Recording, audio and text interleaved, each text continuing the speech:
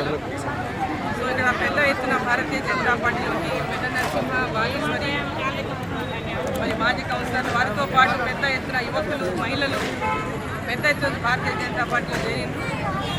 Bharatiya Janata party Narendra Modi గారి యొక్క నాయకత్వంలో మేమంతా కూడా భారతీయ జనతా పార్టీలో చేరుతాము, ప్రజల కోసం సేవ చేస్తాము, అభివృద్ధికి తోడ్పడతాము, ప్రజలకు అండగా ఉంటామని ఈరోజు ప్రతి ఒక్కరు కూడా పెద్ద ఎత్తున మహిళలు వచ్చిండ్రు, యువకులు వచ్చిండ్రు. వారితో పాటు మరి వాళ్ళందరూ కూడా హృదయపూర్వకంగా పార్టీలోకి స్వాగతిస్తున్నాను. ప్రతి ఒక్కరు కూడా ఎక్కడ చూసినా ఎక్కడ పోయినా భారతీయ జనతా పార్టీ ఈసారి అధికారంలోకి వస్తుంది, భారతీయ జనతా పార్టీకి ఈసారి ఓట్లమ్మ అని ఎక్కడ పోయినా కూడా మాట్లాడతారు.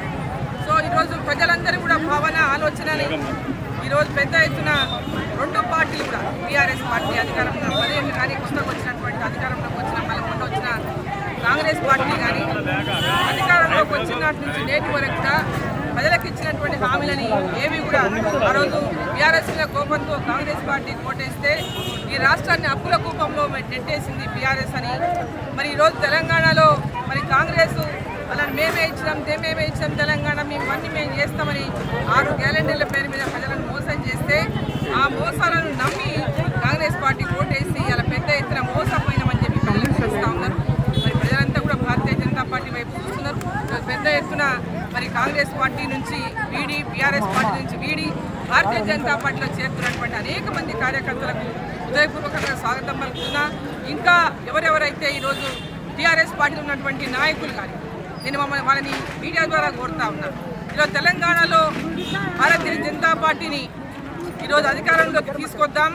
తెలంగాణ ఏ ఆకాంక్షలతో మన తెలంగాణ రాష్ట్రాన్ని కొత్తగా నూతనంగా కావాలని ఏర్పాటు చేసుకున్నామో ఆ లక్ష్యం నెరవేరడానికి మరి బీఆర్ఎస్ పార్టీలో ఉన్నటువంటి మాజీ శాసనసభ్యులు కానీ లేదా ఇతర ముఖ్య భారతీయ జనతా పార్టీలోకి